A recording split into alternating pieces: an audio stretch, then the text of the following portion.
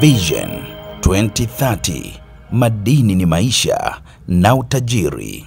Madini ya almasi yenye thamani ya zaidi ya shilingi bilioni 1.7 yamekamatwa yakitorosha kupitia uwanja wa ndege wa Mwanza.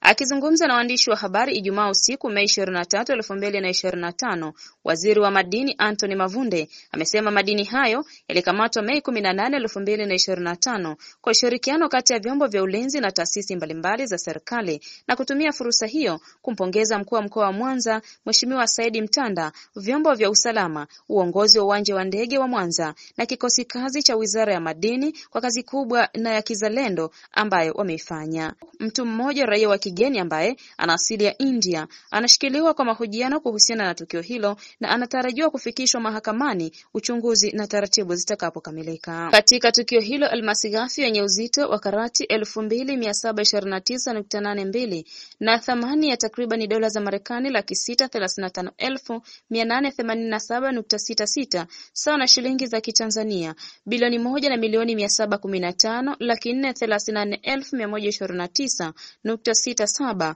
yaligunduliwa yakiwa yamefichwa kwenye mabegi manne na raia mmoja mwenye asili ya India kwa lengo la kuyasafirisha bila vibali halali wala kufuata taratibu za kisheria.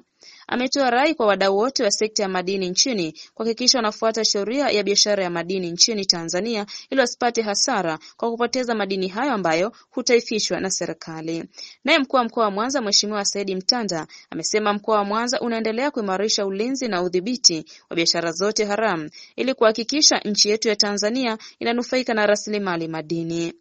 Mohab TV, Mwanza.